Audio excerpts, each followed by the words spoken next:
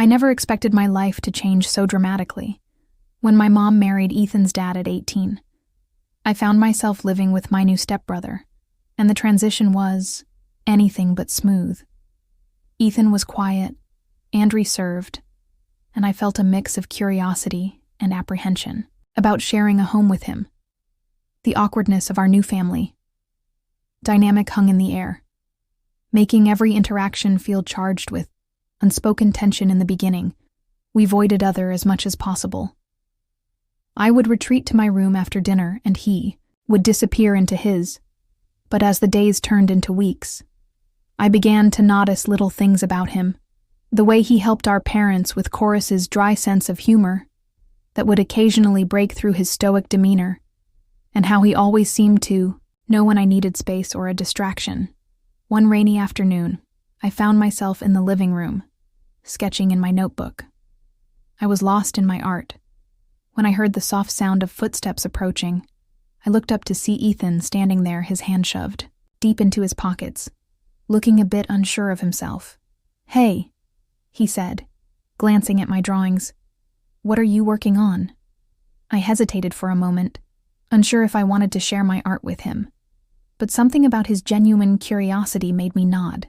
"Just some sketches." "You want to see?" He stepped closer, peering over my shoulder. As I flipped through the pages, I could feel the warmth of his presence, and for the first time, I felt a spark of connection. We began to talk about art, and I discovered that he had a passion for photography. Our conversation flowed easily, and I found myself laughing at his jokes, feeling a sense of ease that had been absent before. As the weeks passed, we began to spend more time together. Late-night conversations about our dreams and fears became our refuge, allowing us to confide in each other about the struggles we faced in this new family arrangement. I discovered that beneath Ethan's stoic exterior was a kind-hearted and thoughtful person who understood my feelings of displacement. One evening, while we were working on a school project together, the atmosphere shifted. We were sitting on the floor of my room surrounded by books and papers when I caught him looking at me. There was something in his gaze that made my heart rise, a mix of curiosity and something deeper. "Lily," he said softly, breaking the silence. "Can I ask you something?" "Sure," I replied, my voice barely above a whisper. "Do you ever feel, I don't know, confused about all of this?" He gestured around the room, indicating our new family dynamic about us. His question hung in the air, and I felt a rush of emotions. I nodded slowly, my heart pounding. "Yeah, Ito. It's all so new and strange." He moved a little closer, and I could feel the tension building between us.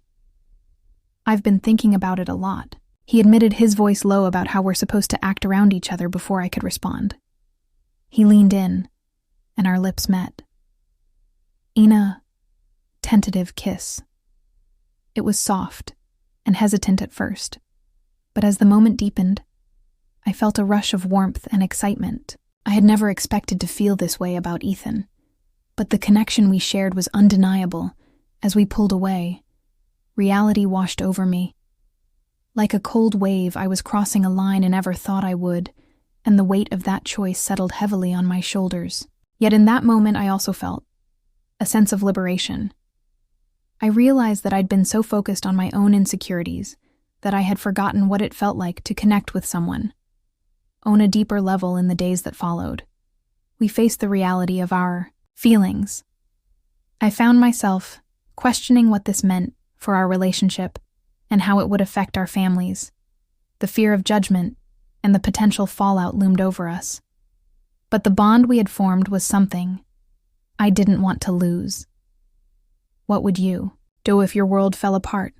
How would you move forward? Let me know in the comments. And if this story resonated with you, please like, share, and subscribe for more.